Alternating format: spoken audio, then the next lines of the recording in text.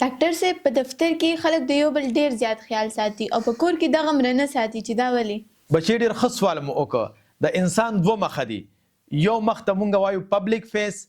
او یو ته مونږ وایو پرایویټ فیس یا پرایویټ سیلف ته هم وایو. پبلک فیس هغه ته وایي چې مونږ د کور نه بهر دنیا کې که چا سره کاروبار کو، روزګار کو یا سره تعلق ساتو، نو هغه سره چې کومه رویه مونږ ساتو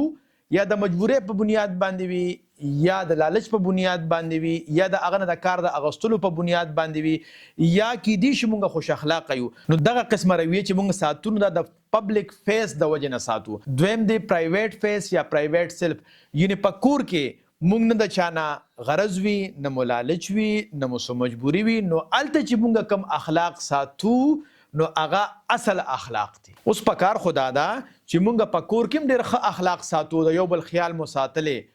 او بهر مم د یو بل خیال ساتلې، خو کله کله بعضې انسانان داسې نه کوي. موږ ته به څنګه پته لګي چې څوک خوش اخلاقه دی او څوک د څه د غرض د وجې نه ښه اخلاق ساتي؟ بچی دا ډیر آسان کار دی. کو چې تاسو څوک معلوموي چې دغه انسان مونږ سره په دفتر کې زمونږ ډیر زیات خیال ساتي، نو تاسو یې کور کې تپوس وکړئ چې آیا دغه انسان په خپل کور کې د خپل ښځې، بچو او د رشته دارو هم ډیر زیات خیال ساتي او که نه کور کې په وړه وړه خبره باندې غوسه کیږي او د هغې بې عزتي کوي او هر وخت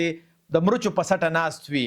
او بهر یې د خپل لالچ یا غرض په بنیاد باندې په خپل مخ باندې د ښه سړیتوب سرمن راچولی وي او خلکو سره ښه اخلاق ساتي. نو کوم انسان چې کور کې هم ښه اخلاق ساتي او بهر هم ښه اخلاق ساتي، نو دا اصل کې ښه انسانیت دی. او که یو انسان په کور کې جنگ جګړه کوي، بد اخلاقه وي او بهر کې خلکو سره ډیر ښه اخلاق ساتي، نو معلومه شوه چې دغه انسان غرضي دی او لالچي دی، نو داسې انسانانو نه بیا ځان ساتل پکار دی. خوږو پښتنو، که ستاسو په ذهن کې څه سوال وي نو تاسو ضرور د واتس اپ د لارې یا د کمنټس د لارې مونږ ته هغه خپل سوال را لېږلی شئ. فی الحال د لوی الله په امان.